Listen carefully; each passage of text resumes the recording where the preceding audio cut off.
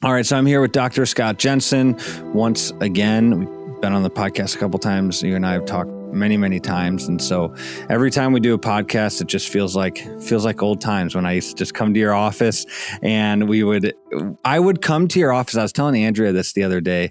I'd come to your office and I'd have things prepared. I'd be like, all right, I'm ready. We're going to do an interview on this, and we've got these topics. And then you and Jimmy would be like, no. We're going to do like these 4 things, and we're going to talk about these other 3 things. Then you got to do this, and this. And I was like, okay, I didn't do any research on that. I'll pray to God that this works.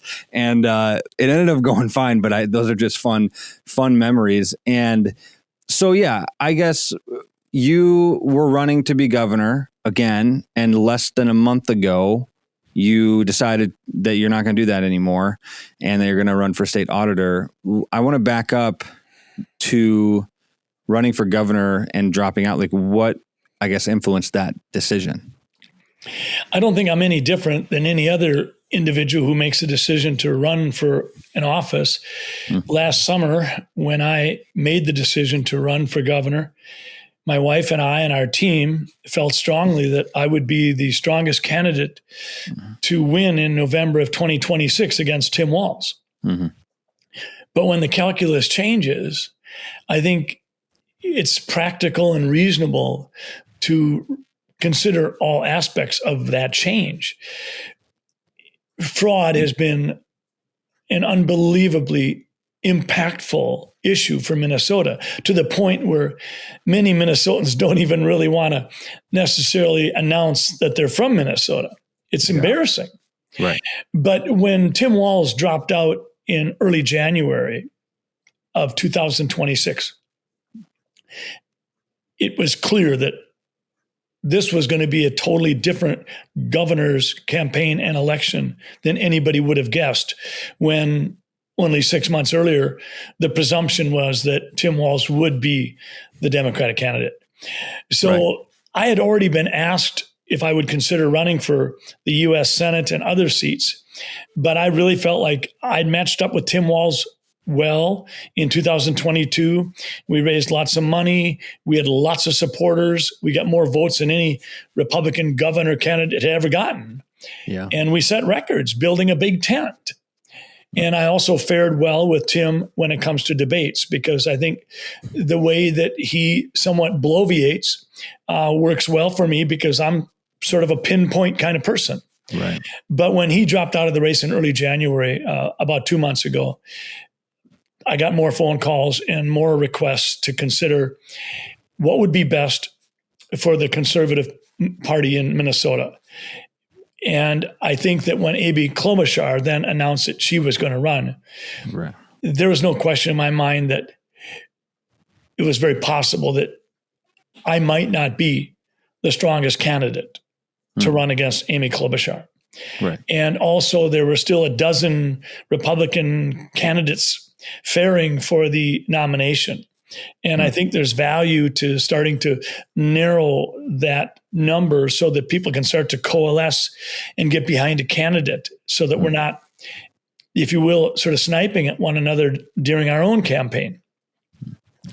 At the same time, I was watching the fraud, and I was afraid that we were, as a party, missing the big picture. The big picture is more than simply hollering fraud at the top of your lungs and saying, let's do a Doge program. And so I really seriously started to think about my life experiences. My wife and I thought about it, talked about it, prayed about it. We did the soul searching. A lot of people don't realize, Andy, that I've had a career that has given me opportunity to become very familiar with instruments of audits and compliance. I've sat on 2 different bank boards for more than 25 years and served as the committee chairperson of the audit committee for $1 billion bank. I served on a board of directors for an accounting firm. I was the lead negotiator for school boards and was chair of school boards for 3 years. I was president of Chamber of Commerce in 3 different communities, and I know the business community. I built buildings and created clinics. And I look at P&L statements and balance sheets every week. So I'm well familiar with what goes on in that world of accountability. And I'm familiar with internal and external controls. I think a lot of folks said, well, you're a family doctor. Well, two things can be true. And so it was at that point that I got very serious about it. And I looked at who might have the best chance of winning that open seat for the Minnesota State Auditor in November of 26. And I realized that I think I would probably be the strongest candidate to win that race. Having said that, a lot of people want to know, well, what's the auditor do? And it's really about three things, I think. An auditor has to focus on data and information, and that data and information is what comes from an audit. And then with that audit information you obtain, you need to apply best practices. And best practices typically are going to center around lawful, efficient, and transparent use of revenue. And most of the revenue in the state of Minnesota comes from taxpayers. And once you apply best practices to the audit information you have, your goal is to arrive at lawful compliance. And compliance simply means that you're following the law. Standard operating procedures. You've got internal controls in place. People think, well, what's an internal control? If you try to get on certain apps or certain platforms that you participate on a daily basis, you may well have a dual authorization internal control where you click on it, open it up, and it says, okay, do you want us to call you, send you a text message, or give you a push? Yeah. And you'll say whatever you want. That's an internal control. Frequently, an internal control in a bank is any check or disbursement that's going to be more than $1,000 has to have two signatures on it. When we do wire transfers, we have internal controls all the time. In the world of medicine, we have internal controls.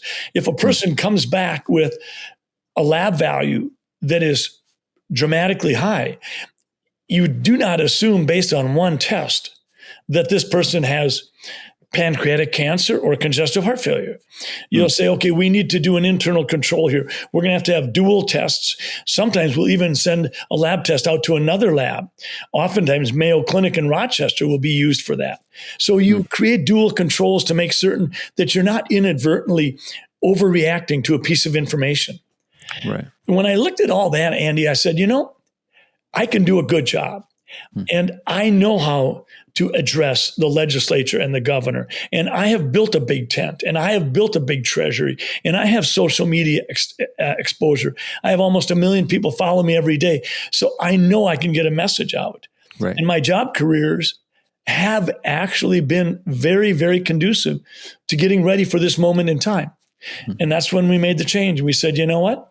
Someone else might be a better, stronger candidate against Amy Klobuchar. But for the state auditor position, Scott Jensen probably is going to be the strongest, best candidate for conservatives to win that seat. This is interesting because it feels like Minnesota, man, it's like, I felt like it was at a tipping point back when you were running the first time that if things didn't change, it was going to be really bad. Now it really feels like if things don't change, it's gone. And, we're in Wisconsin, your neighbors, but man, like I look at Minnesota and I'm like, anything that I can do here in Wisconsin to not turn into Minnesota, like I'll do it, because it's really, in a lot of ways, has been over the past 6 months and even just a couple months, the center of fraud. And it almost feels like, yes, the governor, that is a very important political position, but whatever is tracking the money, whatever is tracking the fraud seems to be like the most important thing right now in Minnesota because of how much fraud there is.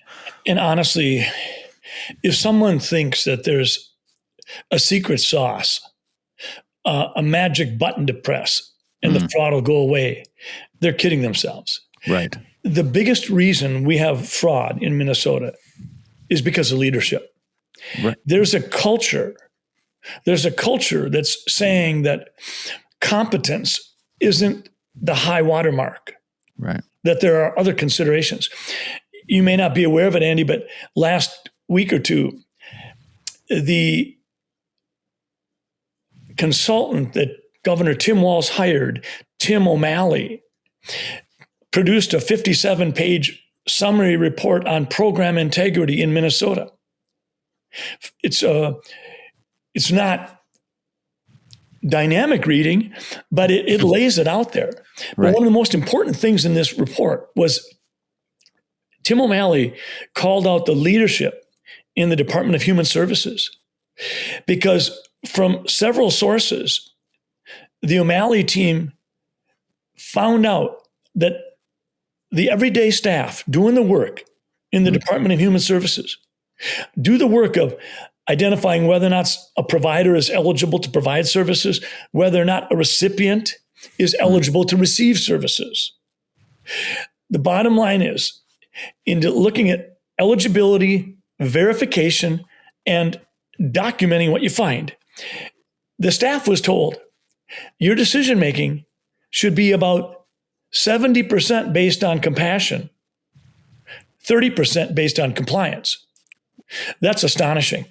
What the staff was basically being told was, this isn't about the rule of law or audits and best practices and compliance. This is about compassion, because that'll make us feel good. And it might preserve powerful voting blocks at election time. Right. This is exactly what Minnesota got. We have a culture that sloppiness and compassion overrule competence and lawful compliance. That's the biggest problem. And that's why Tim Walz stepped down. I think he understands that his legacy is going to be a sloppy administration. That's crazy. 70% compassion, 30% compliance. I mean, one of the issues is that there isn't really a dichotomy between compassion and compliance, really. I mean, that isn't compassion. Whatever they're doing isn't compassion. To disregard law and disregard order isn't compassion. It's something completely different. I don't know what you'd call it. It's chaos or something. But I'm when I hear this, I think immediately that it sounds sort of like a manipulative tactic to the people who are in leadership, telling people, hey, use compassion, be more compassionate, be more empathetic, all this sort of psychological, moral language, whatever we want to call that. And the people doing the work are thinking, well, I want to be a good person. I want to try to be compassionate. I care about people. And my bosses are telling me, the people above me are telling me, you need to be more compassionate. And so they're going to do it. But the leadership, from what I understand about Minnesota, it seems like this is purposeful fraud. Like, I don't think that they think that they're being compassionate. It doesn't seem like that to me, based off of how much money and how much fraud and how deeply rooted this problem is.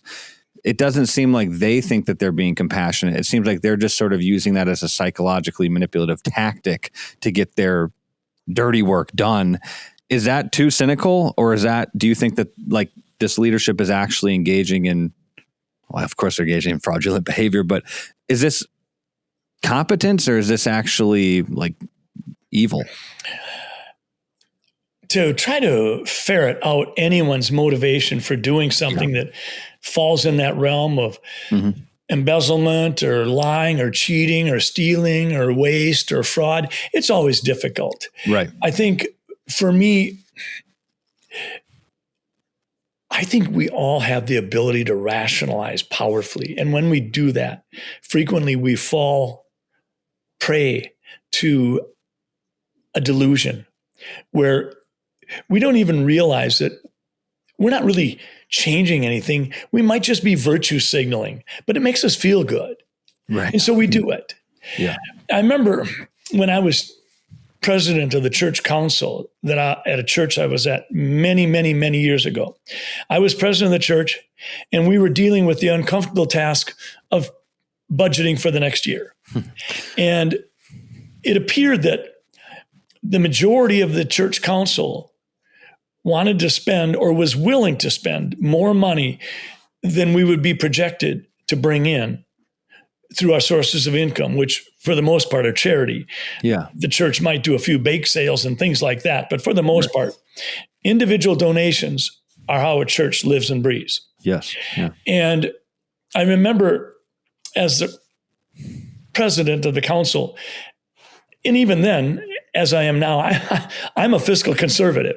Yeah. I remember being confronted by a couple of members of the church council saying, Scott, there are times we have to take a leap of faith in order to do God's work. And I thought about those words and I thought they sounded pretty important. And I looked at that person and I said, I think you're right. There are times and there are places. And I said, we were not elected to be on the church council to take that leap of faith for 1,000 parishioners. We were elected to carry out the administrative and operational responsibilities, including fiscal responsibilities, to make certain that our church was on a solid path. I said, if we want to spend more money than we're bringing in, then I think we go to the church body and we ask them, do you want to do a leap of faith? And is everybody willing to increase their giving by 10 to 20% so that we can cover what you want to pay for? I feel that that was not an abstract lesson in my growth and development as a young person, because I make those same decisions now with my businesses. I might have someone say, we think that we should buy lunch for the staff every Friday and they should be able to order whatever they want off the menu. Well, you might feel good about doing that. But then you'd say, well, that will reduce the net income that might allow us to do year-end bonuses or enhance contributions to retirement plans. So which is it? Do you want to feel good on Fridays? Or do you want to feel good at the end of the year that you're saving more money and preparing for your future? And I really think that a lot of our everyday lessons in everyday jobs help shape how we deal with these things. And I think in Minnesota, we had leadership that had interests that were not based on fiscal responsibility. They were based on politics and spinning and voter blocks.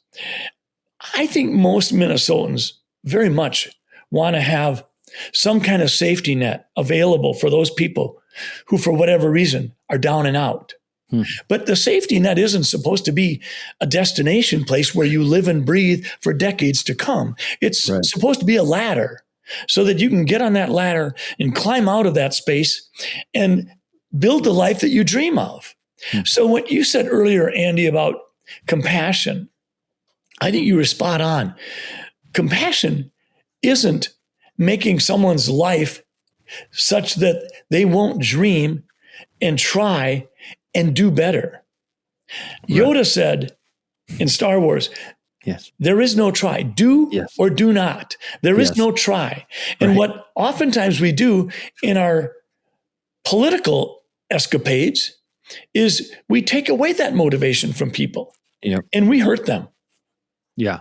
That's funny you bring up Yoda, because that was my dad's like main parenting slogan. He was like, Yoda says you either do or you don't. There's no trying. And actually, it's 100% true. And it shows just how good those old Star Wars movies are compared to the new ones. But anyways, you're totally right. I mean, and that has been the age-old conservative viewpoint is you don't, it's not cold-blooded. You can't help anybody or anything like that. Compassion plays a role in it. And it's the Christian virtue too. Everybody knows that Jesus healed the sick and he helped people all the time. He was serving God. That's who he is. But he also gave them responsibility and told them to go and sin no more. Go do something with your life now after you've been helped. And it does feel like that ideology of, compassion with no restraint all the way till we give up all of our resources and have nothing left is the dominating ideology of a lot of young people. If you look at New York City and Zohran Mamdani and the pipe dream that he was selling that everybody bought, and now he's reaching into retirement and all this crazy stuff to do what he promised he was going to do. He's taking, more and more money from taxpayers and raising property taxes. you would think, at least I would think, that people would be like, okay, this is all a really bad idea and we shouldn't be doing this anymore. Do you see that in Minnesota? Do you see people looking at the situation they're in and saying to themselves, yeah, we've gotten ourselves into the situation because, not necessarily because the fraud is a symptom. I don't think that's the actual problem. The problem is what you're talking about. Is there's just too much emphasis on this compassion without rules, and that's what's created the situations that we're seeing in Minnesota. Like, are people actually seeing that? Because I know Midwesterners can be passive and we can just keep looking away from the problem and not deal with the problem. That's at least how it can be in Wisconsin sometimes. Are they seeing the problem? Are people actually seeing what you're saying, or are they not? Slowly. I think people are sort of diving into nuance. Sure. I think it might be, for me as a Christ follower, the notion of too much compassion, I don't know if that could exist. Sure. But I think we need to define our terms. And I think that's what you're saying. Compassion is more than taking the easy way out. I mean, I think many parents perhaps recognize a little later than they want that by being lackadaisical in terms of having their young children learn how to keep their room clean or put away their toys, or just being very permissive because it feels good in the moment. When they look back on it, they're not concluding that they were too compassionate.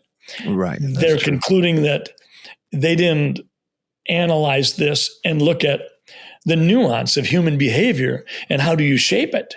Right. And I think there was really an opportunity for us, and I think some learned from it and some did not. But I think during COVID, I think there was a lot of virtue signaling that felt good.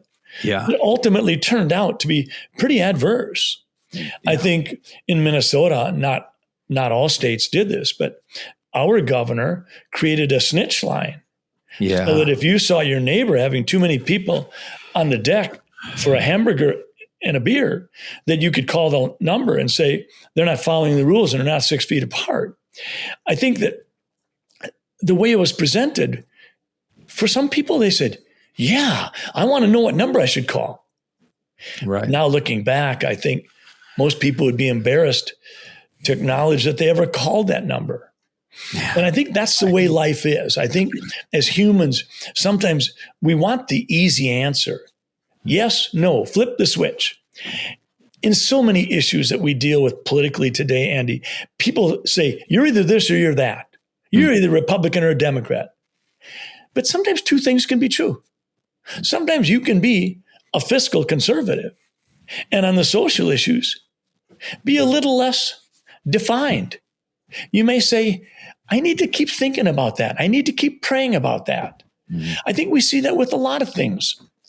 I think we saw that even with the George Floyd riots, where people reacted and said, darn it, defund the police. Right. Yeah. And then as opportunity to set in to think about it, people said, well, we can't defund the police. We would be counterproductive. We would see more crime. We would see more problems.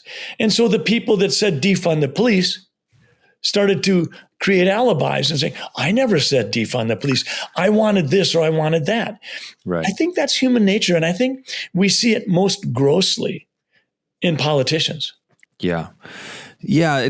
I can't remember a time in my life, and I'm only 26, so I haven't been alive that long, where that hasn't been the characterizing sort of qualities of politicians, where it's really just in some ways the worst of America rather than the best. And I don't know, because I've read and researched back, the Kennedys and the Nixon and, all of the, the last 50 or 60 years of politics. And there's, some decent people, Ronald Reagan, and there's some bad people, but it feels like over the last 25, 30 years, it's been a lot of bad. It's just been a lot of bad. People who don't necessarily put virtue and character at the center of their life. Rather, they put power and greed or whatever. I mean, there's a bunch of different vices that you could insert. And they say, I'm going to go into politics because this seems to be where the power is. This seems to be where the money is. And that's where they go. And it seems to attract those types of people. And not everybody. There's some really great people even now that are in politics that I really look up to.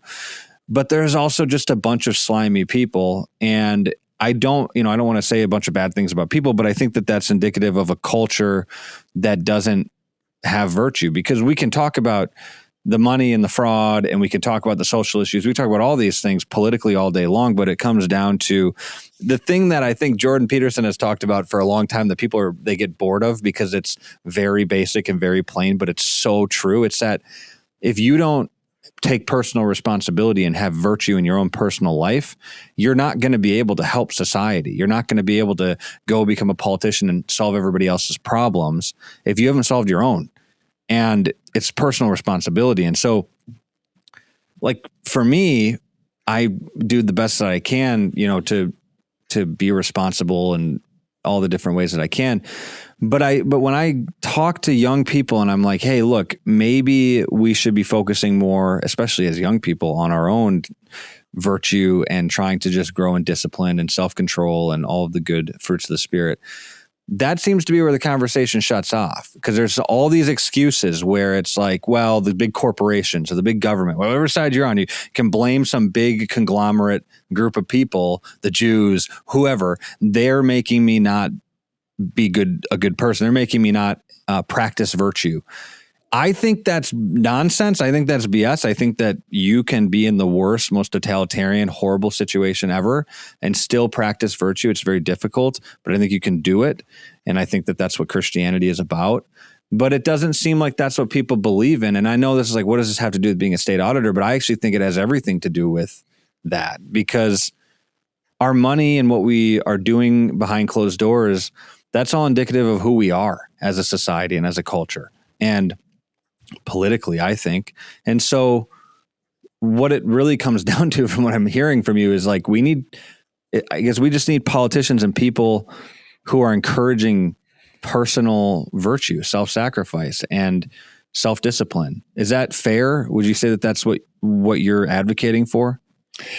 Absolutely. I would say there's a yin and a yang here. If you want the yin and you want to know, even though it's difficult, are there people who, in the worst of circumstances, are able to push through and continue to live a virtuous life? I would encourage people to look at, just Google an essay or a summary on the life of Dietrich Bonhoeffer. Yeah. I mean, here's a person who literally didn't just put his life on the line. He gave up his life. Yeah. Stand for his virtues. Yeah. But on the other hand, when you get into politics, usually someone will come alongside of you when you're in your first campaign, and they'll say, okay, well, let's sit down and have a cup of coffee and let's talk about how you got to do this. And the words you hear are not prudence, temperance, justice, fairness, courage, faith, hope, love. What you hear is deflection. Pick out 3 issues you're going to talk about. Any questions that come at you outside those 3 issues, deflect, because nobody ever lost a campaign because they deflected or evaded a question. So you hear about deflection. The next thing you hear about is, well, you got to spin it. You say, what do you mean spin it? Well, whatever's going on, you got to spin it so it's to your advantage. Well, what if it's not true? Don't worry about that. Spin it. And then you'll say, you got the blame game. And you'll say, well, I don't want to play the blame game. Right. And Republicans too. You're saying like this is like Republicans, Democrats, everybody's doing this. Across the board. Yeah. And then when you get elected, instead of identifying clearly that your first priority is to your God, second one is to your freedom and your integrity, and your third one is your constituents, and fourth, or down the line, would be your caucus. But it's got to be God, personal integrity, and your constituents. What doesn't end up being that way? The first thing they say was, you can't say that out loud because there'll be a postcard campaign. I say, what's a postcard campaign? Well, a week before your next election, there'll be a campaign to flood the market with postcards saying that you're a bad person and that you did this. And you can avoid that if you just deflect on the question or spin it this way. And this is the world they live in. Yeah, it's gross.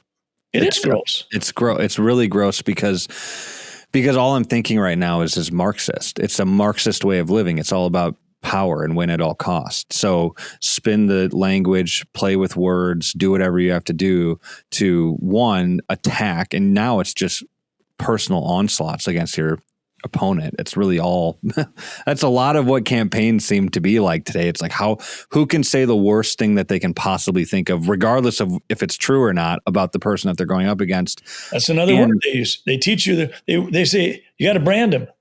What do you mean brand him? Oh, you got to shape the character of that person, even if you don't know that person very well. You got to tell the public that person's despicable, dishonest, and deceitful. Right. And you say, well, I don't know if he is. Doesn't matter. That's what you got to say. I mean, I remember this is why I wanted term limits in place, because it's so much easier for an incumbent to win a campaign than a challenger. And if you look at the data in terms of how many congressional races are won when the incumbent runs for reelection, huge number, huge. Yeah. I had a term limit bill. I said, okay, we know the power of the incumbent really throws the balance out of whack. So let's do this. You can serve 16 years. 16 years. And then you don't even have to be done.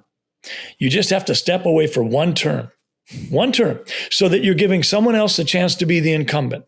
You're giving up that power, control, the free campaign, the organic press time that you don't have to pay for or earn because you're the incumbent. You give that up. And then if you want to run again and your district says, even though you're not the incumbent, we're going to elect you again, maybe you're the real deal. And you can do 16 more years, but never more than 16 in a row. I could not get a hearing from my Republican colleagues, and we were in the majority.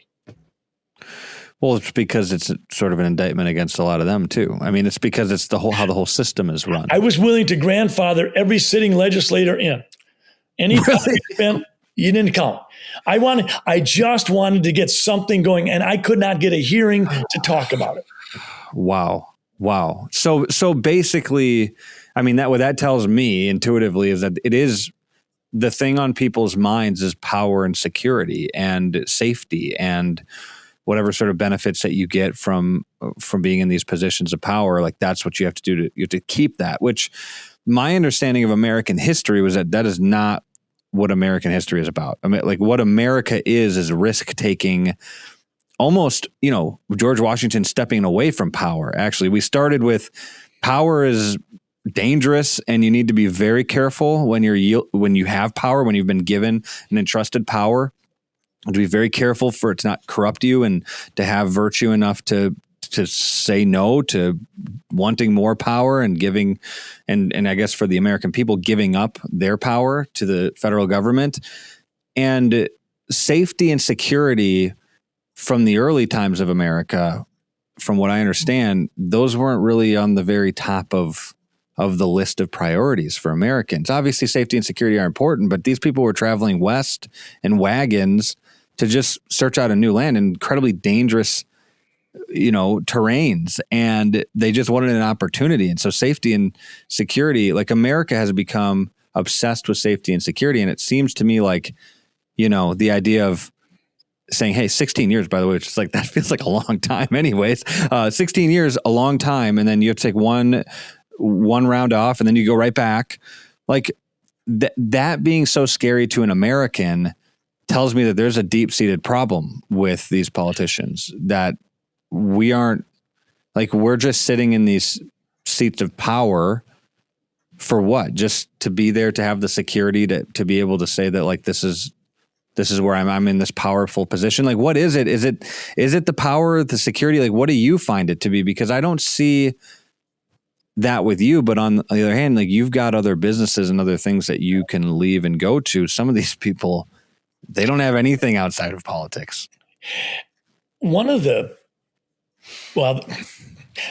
I think one of the exercises we should do as a part of our New Year's resolutions or our monthly meditations is we should remember the fourth step of Alcoholics Anonymous. The fourth step calls on us to do a ruthless inventory of ourselves. Right. What does that mean? Well, I think if we would do that, I think it means acknowledging the less attractive aspects of who we are. Yeah. Right. And we all have them. Yeah. And I think that one of the things that humans are afflicted with is we sometimes recognize that we're not who we could be. But the majority of the time, we don't recognize that. And the best way to avoid having to really dissect that in your own life personally, am I the best person I could be, or could I do better? I think sometimes the best way to avoid that challenging introspection is to be supersized relevant. If we're relevant, we can sort of hide the fact that we may not be all that we could be. Right. And if we have other people telling us, oh, Dr. Jensen, you're so relevant. You're so powerful. You're in the Senate. You did this. It puffs the person up. Their head gets big, and they can more readily ignore or even hide their shortcomings. Yeah. So I think a big deal for humans is we want to be relevant. We want to matter. If we're going to speak on whether or not the Minnesota Vikings are a better football team than the Packers or not, if we say it, we want someone to at least listen. I think that's a big part of what happens in the political arena. People get elected with their perhaps initial goal being, I think I can help. I think I can solve some problems. I want to serve. But it morphs. And it morphs into, wow, I'm pretty impressive. These people are clamoring for 2 minutes of my time. And most of the time, my spouse doesn't even want to hear me talk. They just want to talk themselves. So I think there's that, if you will, dyad that afflicts us.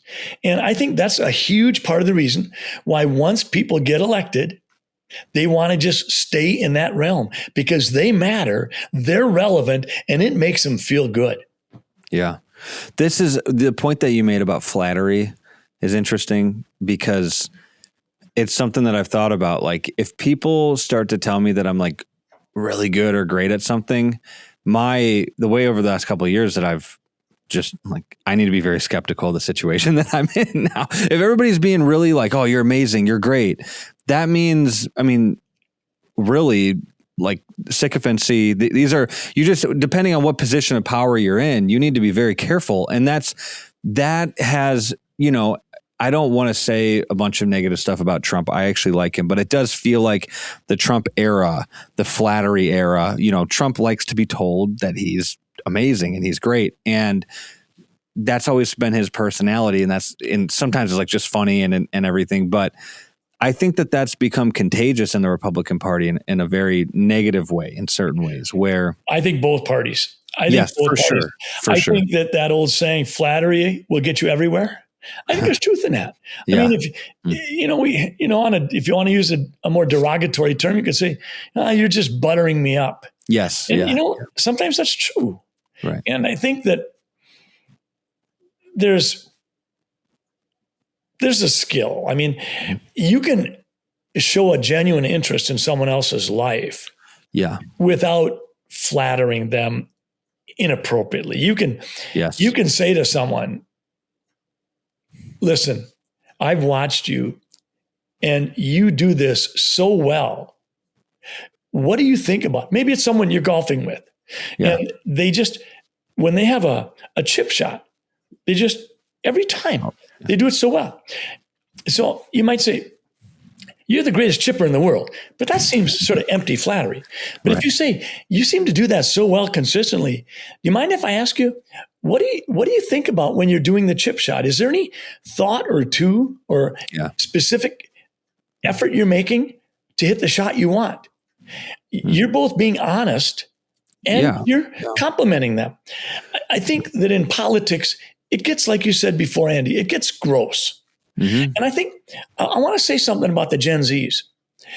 I don't think that 25 years ago, many people would have thought that generational cohort that would represent people born in the late 90s up until about 2015 would be the cohort group that would step up and say, we're sort of sick and tired of what's going on.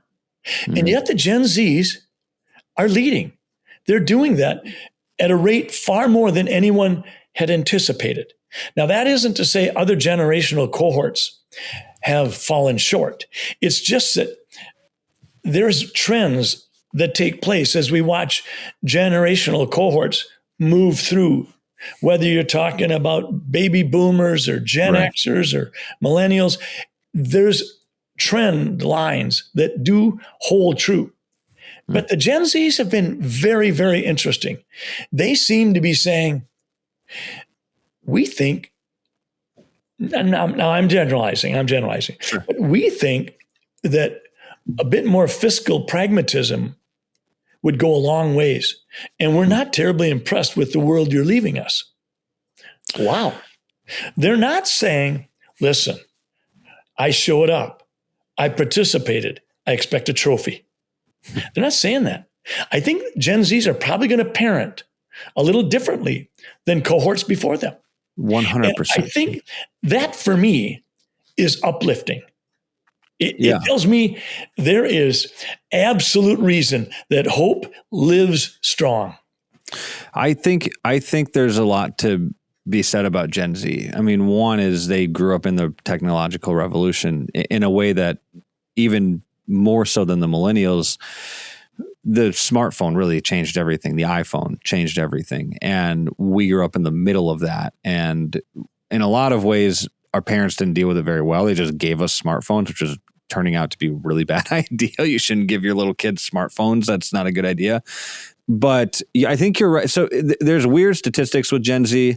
A lot of the men are much more conservative. A lot of the women are really liberal. So they're having difficult times, like people getting married. They're not having as many kids. But I do see some of what you're saying where Gen Z has sort of like they're sick of it attitude. Like, I'm just sick of what's going on. And personally, like, it is, there's a fine line because you can't get angry, but it does feel frustrating when you have the older generations being like, just go to college, just get a job, just go buy a house. And you're like, yeah, your house, you didn't have to pay $100,000 for college, and your homes were like $30, not actually, but they were way cheaper than the homes are now, and higher quality in a lot of cases. And so I think Gen Z has been sort of lectured like, well, just go along and do what everybody else does. And if you just work hard enough, it'll all work out for you in the end. And that's not what's happened for a lot of them. And I think that they're really frustrated with that. And I think a lot of, at least the men are realizing, I think a lot of this comes down to our monetary policy and how we're dealing with money and how much of our money we're giving to the federal government and how many times we're entrusting them to do for us what we should be doing ourselves with retirement and saving and sort of. And I'm not trying to bash the older generations. Totally, there's good in the older generations, but outsourcing personal fiscal responsibility to me on an economic level is not a good idea. I don't want to trust anybody else to do the job that I should be doing with my money. Especially not the government, So I think that you're right. Like, I think that there is that. I think that the big question is, like, what's then the direction? Are we going with Trump into a more pragmatic libertarian direction? Are we going into the fully conservative, socially and economically conservative direction? Or like, what's the next iteration? What's the next step? Because the Republican Party of 2026 does not look like the Republican Party of 2006. Things have changed quite a bit. And I'm wondering, like, from your perspective, you're older than me, and you've seen a lot of shifting and changing in the political parties. It feels like the last 10 years has been a major shifting and changing in the Republican Party and even in the Democrat Party, to be honest. What's the next iteration of the Republican Party from your perspective? So it's really the $1 million question. Yeah. And I think there's, within your question, you're asking me, what do I think, not what I hope. Yeah. Yeah. And those are two different things. Yeah.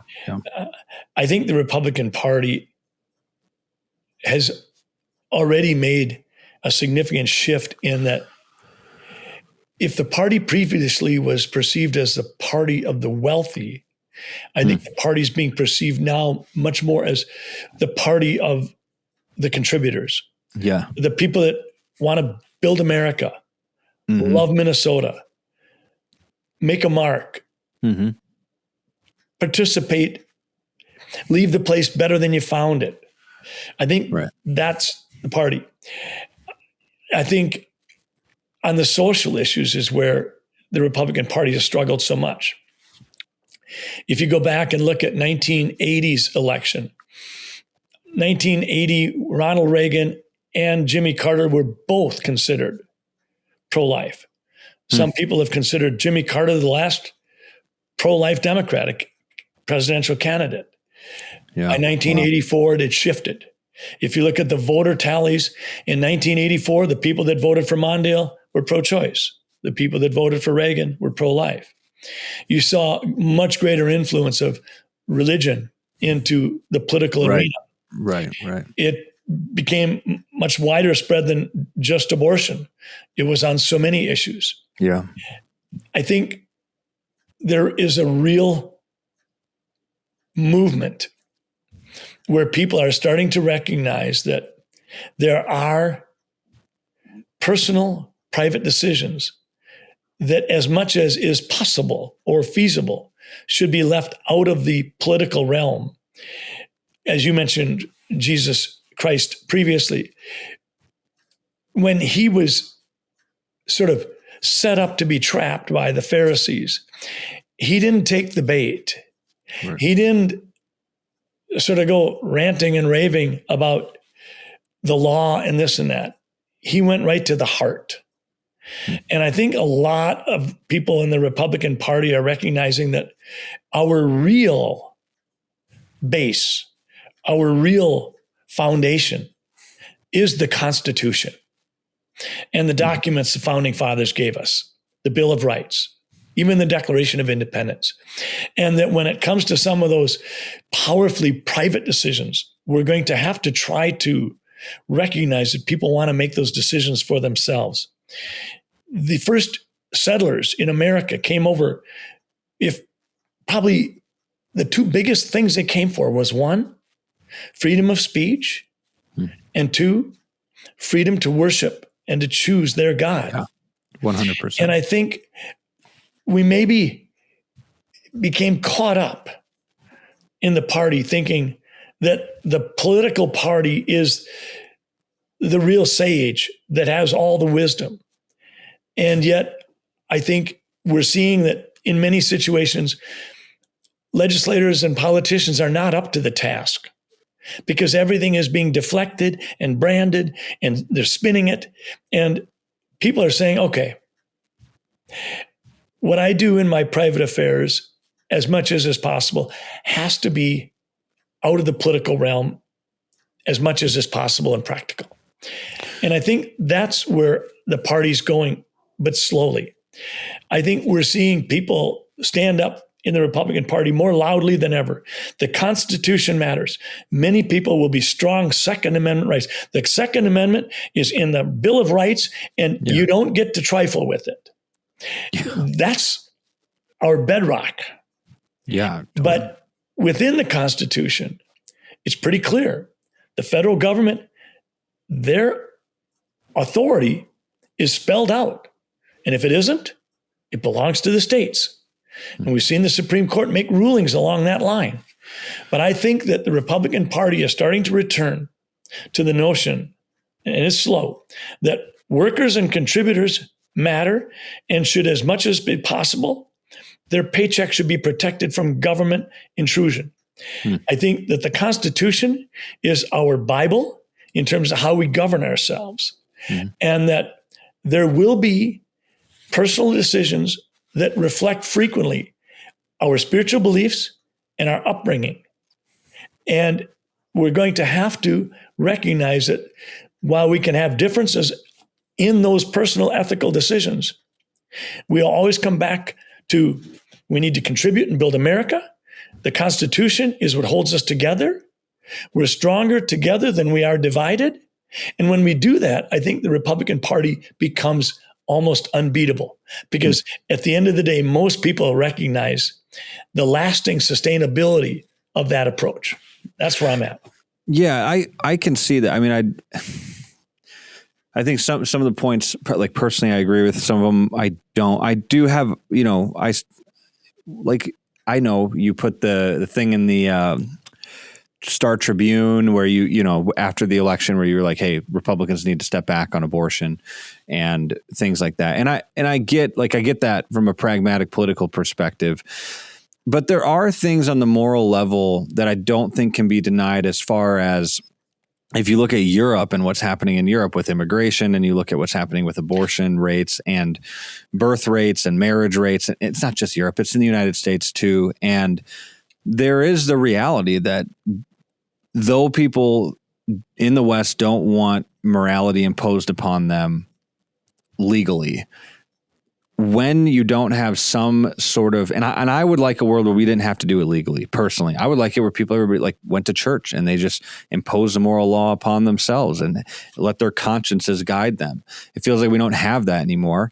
And I think what happens to a society when they don't have that is that they implode, and they in certain ways, for lack of a better term, commit suicide. And it feels like in America, that's what we've done. And so that's like, that's what I'd push back with, is it just feels like I agree that that's probably where the Republican Party is going, which seems a little bit more libertarian and kind of let people do what they want to do.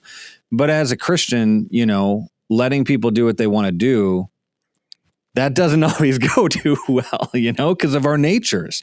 And I don't know where you stand theologically on certain things, but let me jump in there. Yeah, go ahead. I think a couple of things. One is, if you go back to Nathaniel Hawthorne writing the letter, the book, Scarlet Letter.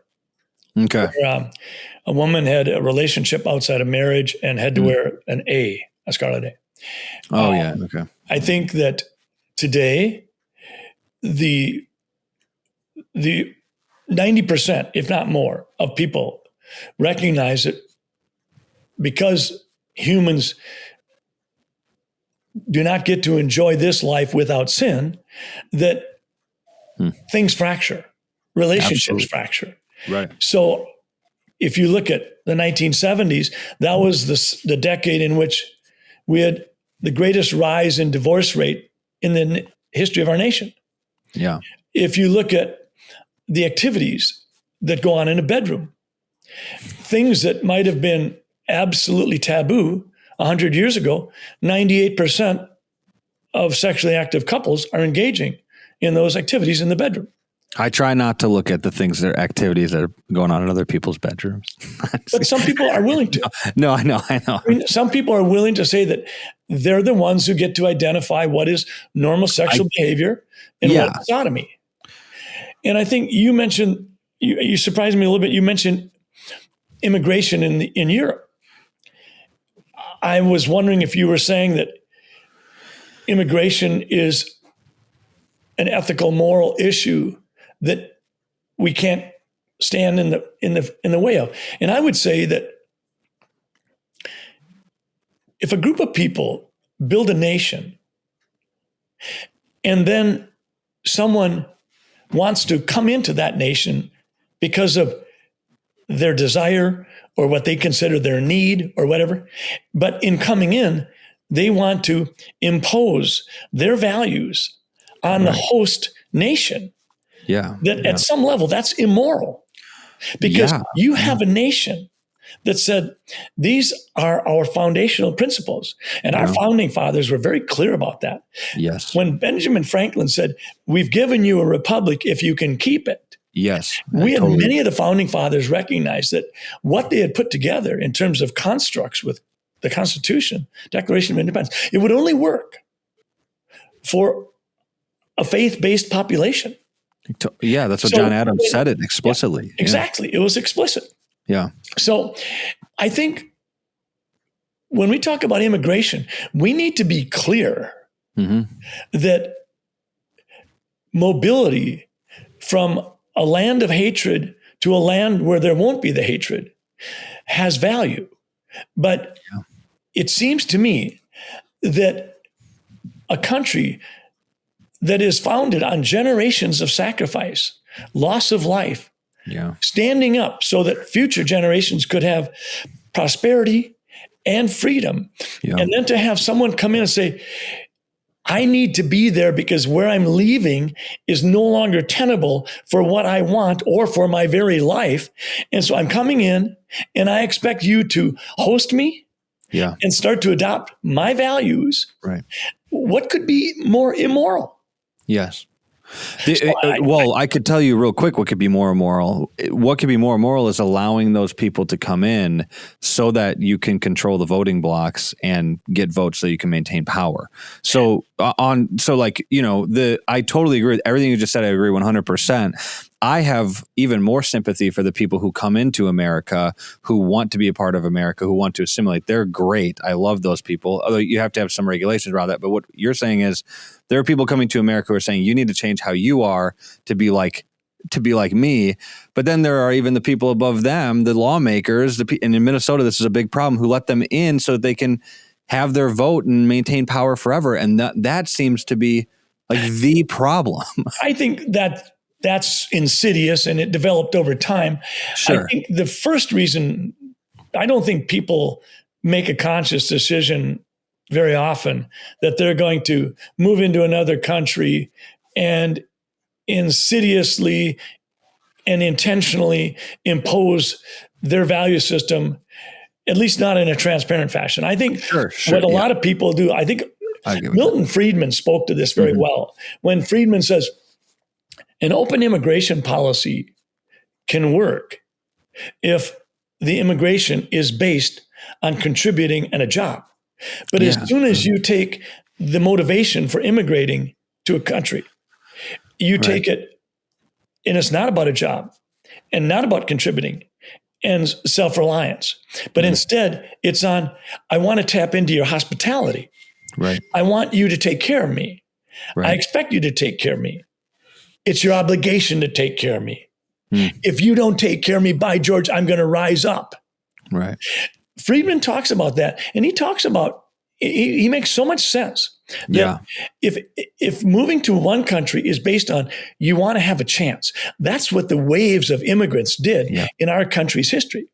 Now, we've run up against different waves of immigration that have been more slower to assimilate, or more slow to accomplish what would be hoped for, but it got done. But in the process, frequently, you sit there and wonder, when are you going to get with the program? You know, I'm not interested in having a third of my paycheck go to you because you're choosing to not do what you could do. And I think this is where we're at today. And I think at some level, we have to turn it back on ourselves and say, did the programs we create to help that assimilation process, did they do what we wanted them to do? Did they fail because they were intrinsically flawed?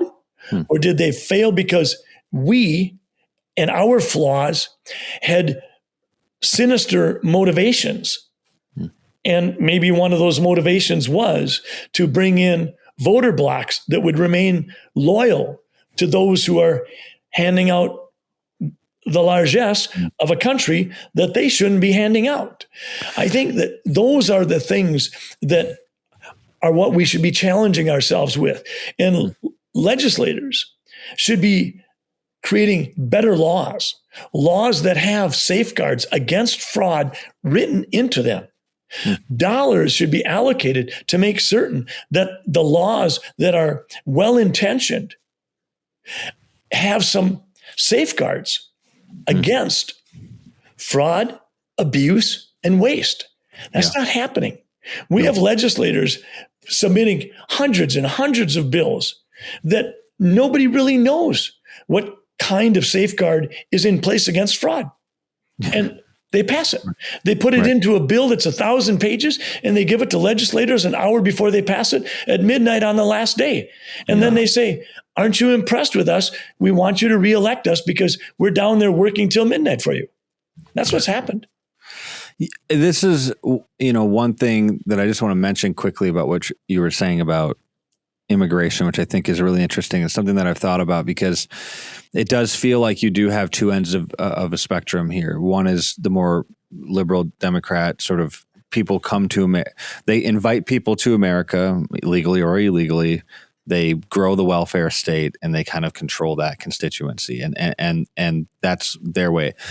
In reaction to that, the Republicans, a lot of them that I know of, are like, we don't want any more immigration at all. And in certain ways, some people have gone way too far and like, we need to get certain cultures and people out.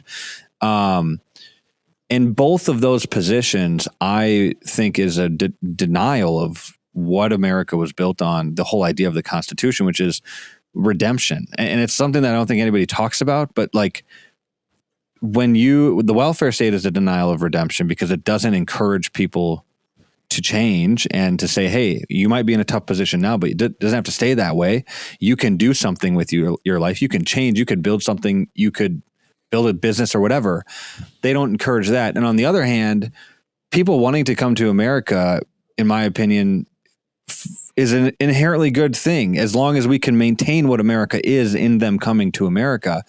And when you say, no, nobody else can come, and actually we want to get all the people that don't look and talk and act like me out, that's inherently irredemptive. That's just saying people can't change. They can't be different. They can't become something better. And I grew up in the old school way of thinking about America as the American dream, and like the promise of America was this deep-seated desire to want redemption. People can change. People can build things, and we can make something better.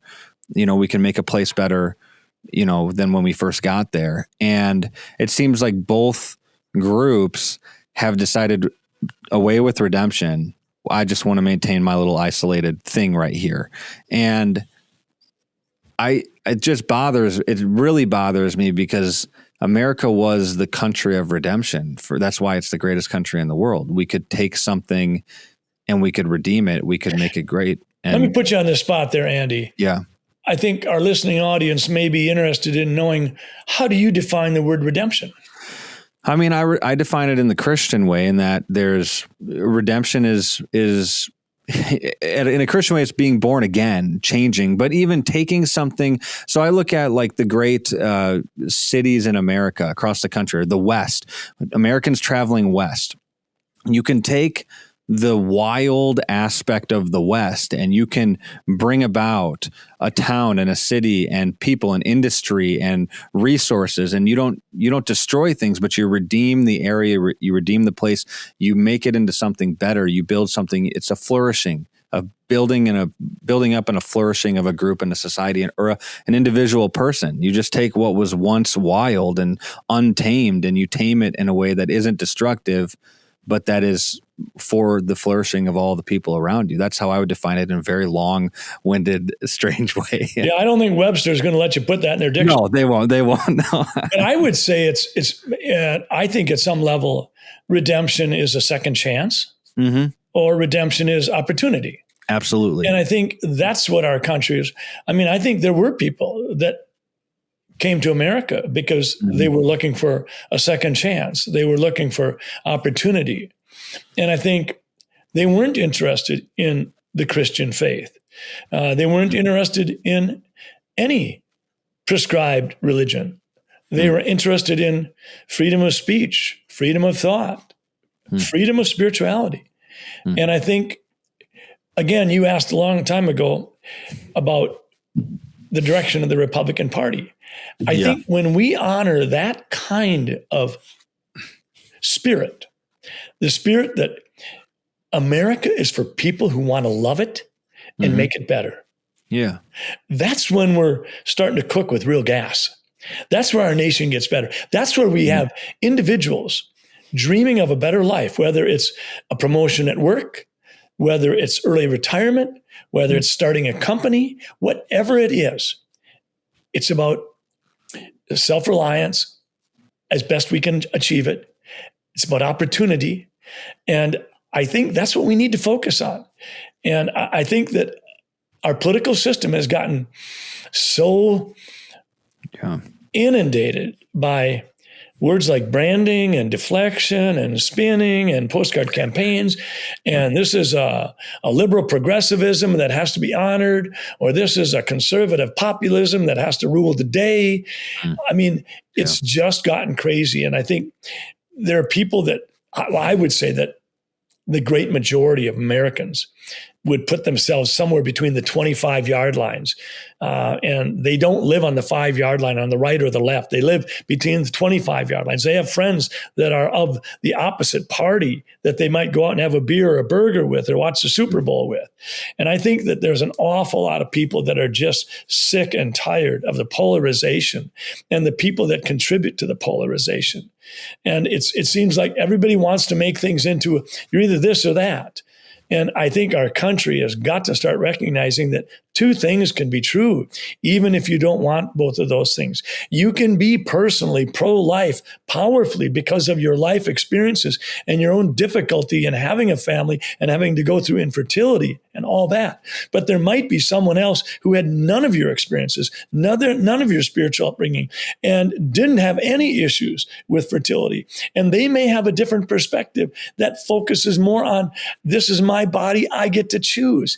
And I think that if we can't somehow come to an understanding where we can work together to solve that 80% of problems that are troubling our nation, I think our future is bleak. Yeah. I feel like we could talk for another 3 hours about some of these things because there's a lot there. I mean, I in certain ways I agree. And I'm in Madison, Wisconsin, so it is one of the most progressive places in the country. And so I feel like when you say like there are people from both sides that can come together and have a conversation or go watch the game or eat, like I'm not seeing that at all where I'm at, but it might just be where I'm at. And I know Madison is a very strange place compared to the rest of the country. I have like one progressive friend that him and I talk a lot and we disagree on everything. We have great conversations, but that's it. Like everybody else, if you bring up politics, they get weird and everybody gets strange. So I think I envision that. I love talking to people who disagree with me on politics because it's fun. And then I realize maybe I'm wrong about something. I could, God forbid, but maybe I'm wrong about something, or maybe they realize they're wrong about something, and that's really great. Maybe it's not about wrong or right. Yeah. Maybe it's about redemption. Maybe it's you giving them a chance and yourself a chance to redeem those relationships. When I ask people, Andy, where are you at in the political spectrum? And I frequently ask them that. Yeah. There are very few people who say, I live on the 5-yard line. They might say, well, I'm on the 5-yard line on this one issue, but I prefer to live on the 25-yard line. Sure. I think human nature is that we're born for relationship. Yeah, I agree. And I think that perhaps we transgress more readily than we realize when we sabotage the opportunity for relationship. And perhaps there's a guy named Sheldon Van Auken, who's a theologian, who said, Christians are at their best when they're loving and kind and interested in the person they're talking with, or something like that. And he says Christians are at their worst when they're moralizing and confident that they've got the answers on the tough issues of life. And I did not do Sheldon Van Auken justice on that. But I really think that statement can be made about almost any organized religion. And I think most of us at one time or another are guilty of that, of thinking, if you could just come to my way of thinking, your life would be better or more redeemed, or we'd get along better, or we wouldn't have as many quarrels in a marital relationship or in a business relationship or whatever. And I think that's what the fourth step in AA says. We have to take a ruthless inventory. I mean, I remember how tough Jesus was on Peter. Yeah. And yet, if there was anybody that we're introduced to in the New Testament that needed to do the fourth step, it was Peter. For sure. Maybe Paul a close second. I mean, these people had such powerful confidence that they had the right viewpoint, that they were the ones. And in many ways, Jesus oftentimes walked them back a step or two. And some of those step backs for Peter and Paul and some of the other disciples, Thomas, I think those are some of the most powerful stories for generations and generations, millennia later.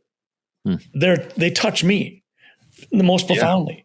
When Jesus said, yep, this woman's committed adultery, the law says she should be stoned. Yep, well, let's go ahead and abide by the law. But let's just do one little thing here. The person without sin, you cast the first stone. Right. Boom. Entire thing shifted. The law was set aside. Love your neighbor as yourself. Step right up to the front of the table. And everybody left. That's what touching hearts and minds is. That's what Republicans frequently say they're going to do. Yeah. They're going to touch hearts and minds. But we're not touching hearts and minds if we're not open to having relationships with someone on the other side of the midline stripe.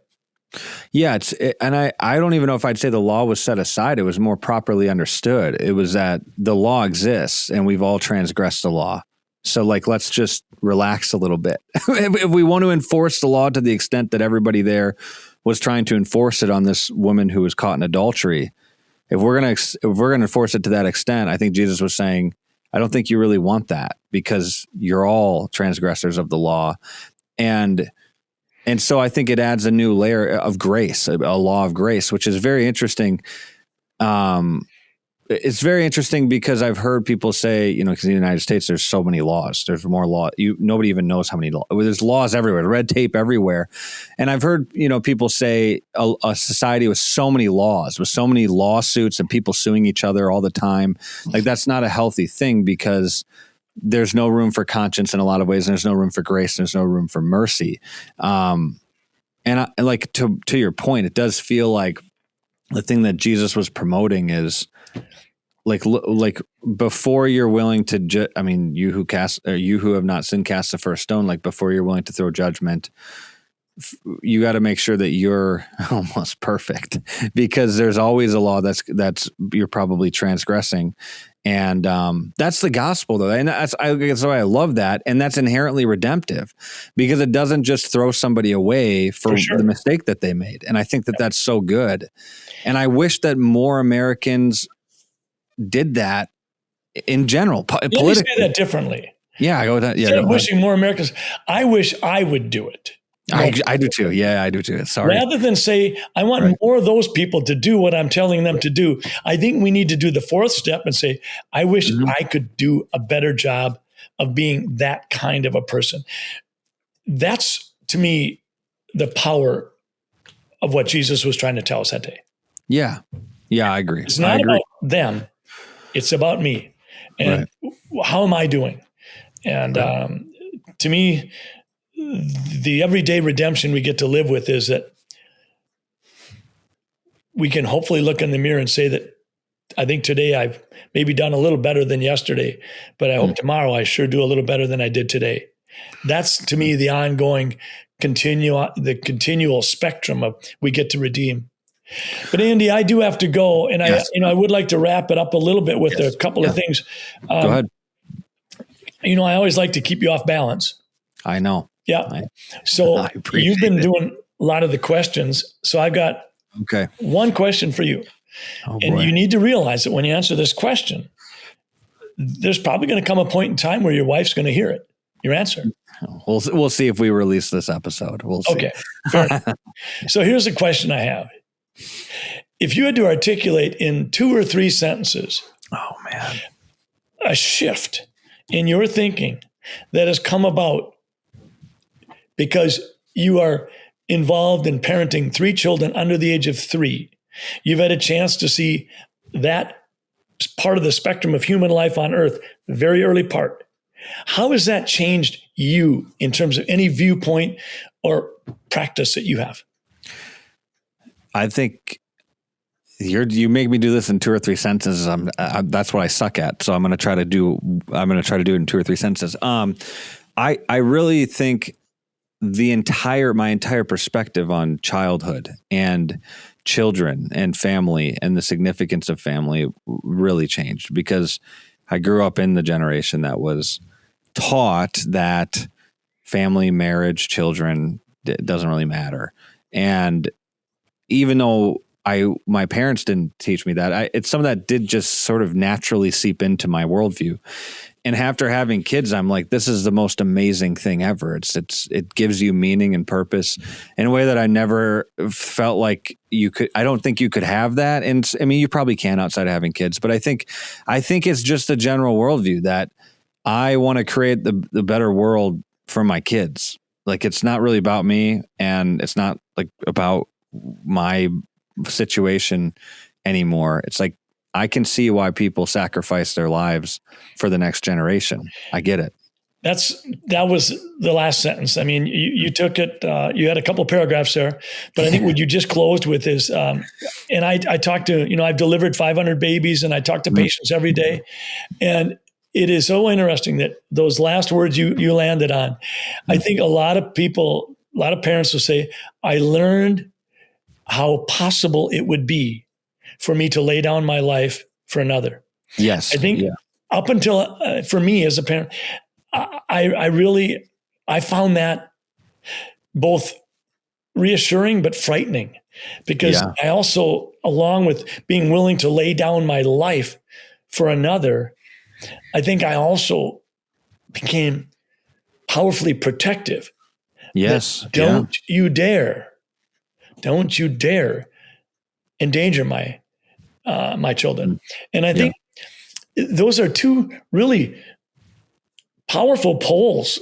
Don't you dare, and I'll give up my life. And I think there's something that just helps shape us as we go through the parenting. Yes. Yeah. Everything to what you're saying, I completely agree. It's a very strange paradox that you live in with kids. It is. Because you want to protect them. And then on the other hand, that too much protection is not good for them. And they need to one day go out. And just to add to that real quick is that there is a dynamic that I've really appreciated about having kids, that without kids, do you feel like you got to go out into the world and try to like do what you can do to help change things for the next generation? I'm like, well, if I just raise my kids good, if I just focus right here at home in the most local place that I can, the principle of subsidiarity, like if I just raise my children to the best of my ability, they'll go out and do whatever needs to be done. Like I can just pinpoint my focus on my children and on raising them to the best of my ability, and to raising them for me, like in the scriptures, and to be Christians, and just trying to instill good values. Like that's a way more tangible thing to focus on than even politics and whatever's happening out in the broader realm. And not that stuff's not important, but the most important thing for me is like here at home. And so that's reassuring, and it makes you less stressed out about what's happening out there, because you've got something to focus on right here. And we leave politics to the very, very, very old people like you. That's so cool. Well, thanks for letting me talk about things other than just politics. I am excited about running for state auditor. And I think that public service is a valuable contribution that each of us can make. And it comes in many different flavors. Mm-hmm. And people have asked me, are you looking for a new career path? And no, I love being a family doc. Right. People have asked me if I'm looking at this race to become the next state auditor as a stepping stone. No, I think it's sort of imprudent to wait until your 70s to use a political campaign as a stepping stone. Right. That's pretty. That'd be like sort of waiting until you're 70 to decide to try out for NFL quarterback or something. You might want to do that earlier in life. Yeah, so I'm excited about it, and I appreciate your interest in my campaign. Yes. Thank you very much. And if people want to follow me or learn a little bit about, they can just go to drscottjensen.com, DrScottJensen.com. That's where we have a lot of our position statements and things like that, and more information about us. Great. Thanks for doing this. I appreciate it. Thank you, Andy.